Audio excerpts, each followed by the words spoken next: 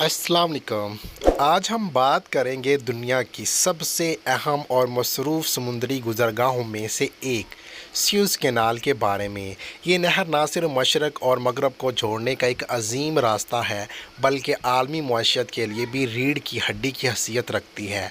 तो आइए इस तारीख़ी और जग़राफ़ियाई अजूबे का तफसीली जायज़ा लेते हैं। सबसे पहले बच्चों बात करते हैं जग़राफ़ियाई अहमियत की। सुएज़ कैनाल मिस्र में वाक़ है और ये रेड सी और मेडिटेरियन सी को आपस में जोड़ती है। इस नहर की लंबाई तकरीबन 193 किलोमीटर 120 माइल है और ये मशरक़ी अफ़्रीका को जनूबी एशिया और यूरोप से बराह रास्त जोड़ती है, जिससे हज़ारों किलोमीटर का सफ़र बचता है। अब बात करते हैं बच्चों हम तारीख़ की।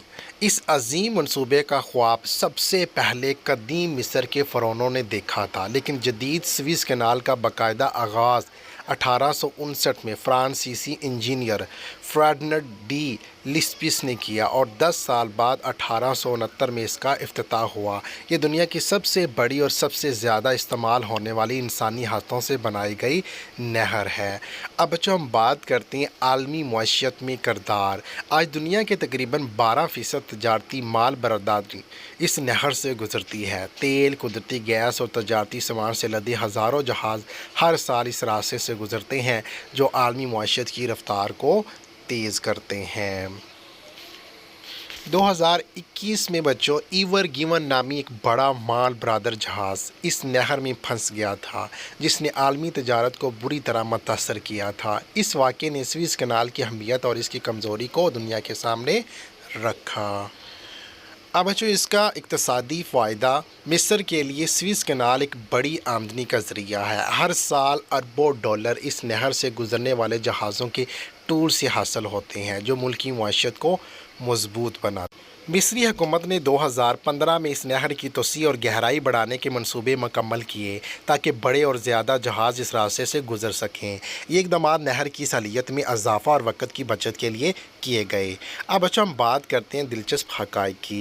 ये दुनिया की सबसे तवील बग़ैर लोक वाली नहर है। सुएज़ कैनाल के ज़रिए सफ़र करने वाले जहाज़ बहरा अहमर मीन रेड सी के ख़तरनाक और तवील रास्ते से बच सकते हैं। इस नहर से हर रोज़ तकरीबन 50 जहाज़ गुज़रते हैं।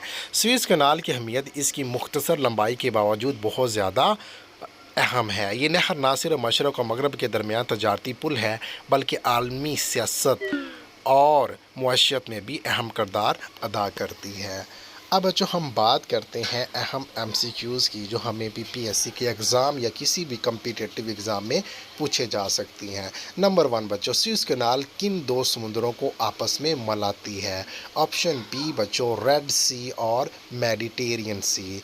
नंबर 2 बच्चों सुएज़ कैनाल का इफ्तिताह कब हुआ? 1869 में।